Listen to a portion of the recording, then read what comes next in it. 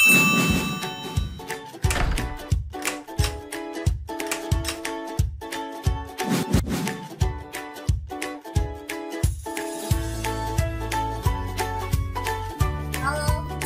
warahmatullahi wabarakatuh. Selamat datang di Nuraini Channel. Kembali lagi bersama Ibu dalam pembelajaran bahasa Indonesia.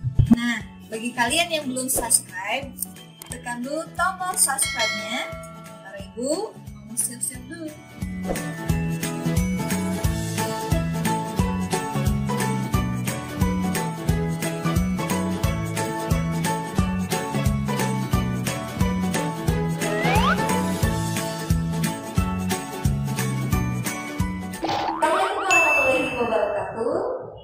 Baik anak-anak, kali ini Ibu akan membahas mengenai teks persuasi. Nah, sebelum mulai materi, apakah kalian rindu dengan suasana begini? Sama Ibu juga rindu dengan suasana seperti ini. Mudah-mudahan pandemi cepat berlalu ya. Sebelum Ibu membahas ke materinya, terlebih dahulu Ibu akan menyampaikan kompetensi dasar terlebih dahulu. 3.13 mengidentifikasi jenis saran, ajakan, arahan, dan pertimbangan tentang berbagai hal positif atas permasalahan aktual dari teks persuasi, lingkungan hidup, kondisi sosial, dan atau keragaman budaya yang didengar dan dibaca. 4.13 menyimpulkan isi saran, ajakan, arahan, pertimbangan tentang berbagai hal positif permasalahan aktual dari teks persuasi, lingkungan hidup, kondisi sosial, dan atau keragaman budaya yang didengar dan dibaca. Berikutnya, 3.14 menelaah struktur dan kebahasaan teks persuasi yang berupa saran, ajakan, dan pertimbangan tentang berbagai permasalahan aktual, lingkungan hidup, kondisi sosial, dan atau keragaman budaya dari berbagai sumber yang didengar dan dibaca. 4.14 menyajikan teks persuasi, saran, ajakan, arahan, dan pertimbangan secara tulis dan lisan dengan memperhatikan struktur kebahasaan atau aspek lisan. Pernahkah kalian terbujuk atau membujuk orang untuk berbuat sesuatu? Nah, itu artinya kamu sudah cukup akrab dengan hal-hal yang persuasif. Itu berarti pula teks persuasi bukan lagi hal yang asing bagi kehidupan kalian sehari-hari. Bahkan, kemampuan untuk bisa memengaruhi orang atau berpersuasi sangat penting kamu kuasai.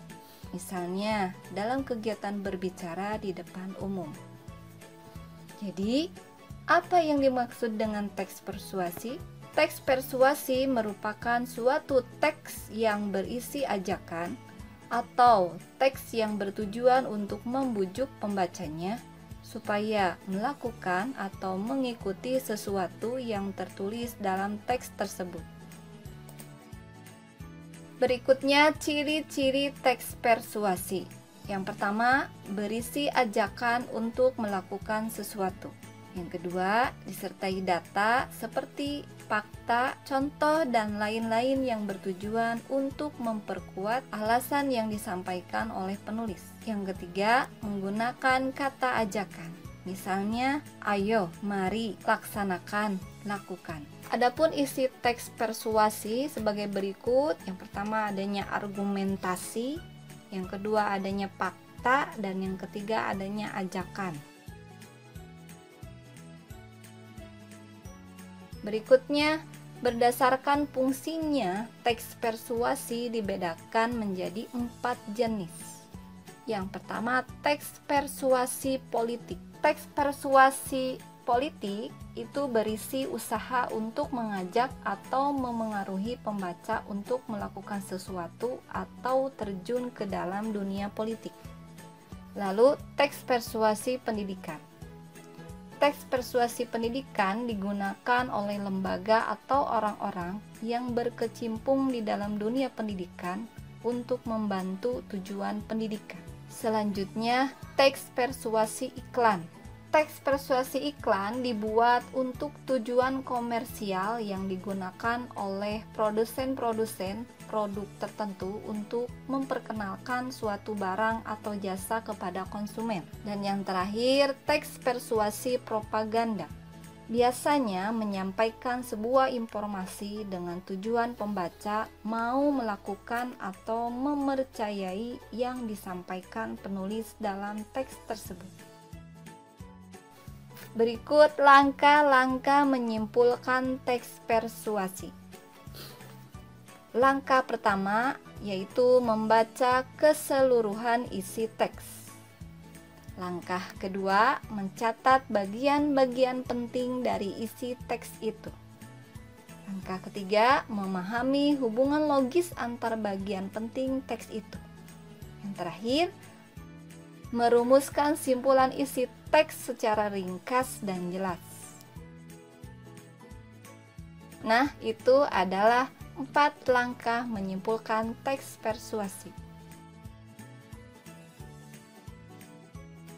Berikut struktur teks persuasi.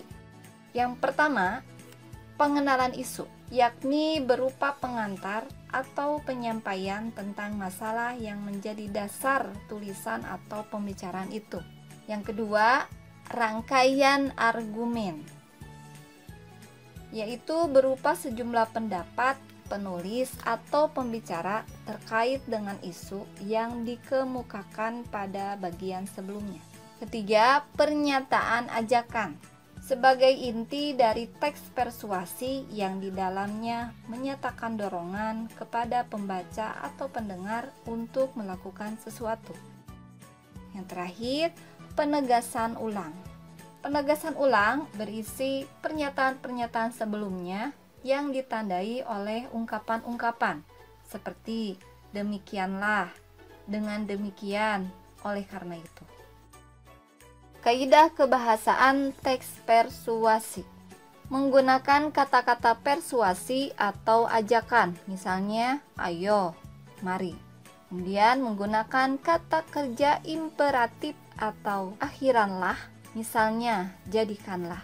Kemudian di dalam teks persuasi disajikan pula sejumlah pendapat dan fakta. Menggunakan kata ganti kita sebagai tanda bahwa tidak ada pembeda antara penulis dan pembaca. Menggunakan kata-kata teknis atau peristilahan yang berkenaan dengan topik yang dibahas. Menggunakan kata-kata penghubung yang argumentatif, misalnya jika, sebab, karena, dengan demikian, akibatnya, oleh karena itu. Menggunakan kata-kata kerja mental, misalnya diharapkan, memprihatinkan, memperkirakan, mengagumkan, menduga, berpendapat, berasumsi, menyimpulkan. Yang terakhir, menggunakan kata rujukan, misalnya ini. Berikutnya langkah-langkah penyusunan teks persuasi. Yang pertama, menentukan topik atau isu yang akan dibahas. Kedua, menentukan tujuan penulisan teks persuasi. Yang ketiga, mengumpulkan data dan fakta dari berbagai sumber. Yang keempat, membuat kerangka karangan. Yang kelima, mengembangkan kerangka karangan menjadi teks persuasi yang utuh. Terakhir, menarik kesimpulan dari permasalahan yang dibahas. Contoh kalimat persuasi yang biasa digunakan dalam teks persuasi. Kalimat yang pertama, ayo belajar dengan giat. Jauhi narkoba karena merusak penerus bangsa. Cintai lingkunganmu agar tercipta ketentraman. Nah, mungkin itu materi yang dapat Ibu sampaikan. Mudah-mudahan Ibu berharap semoga kalian tetap sehat, semangat, dan terus semangat belajar. Demikian, sampai jumpa di video selanjutnya. Terima kasih.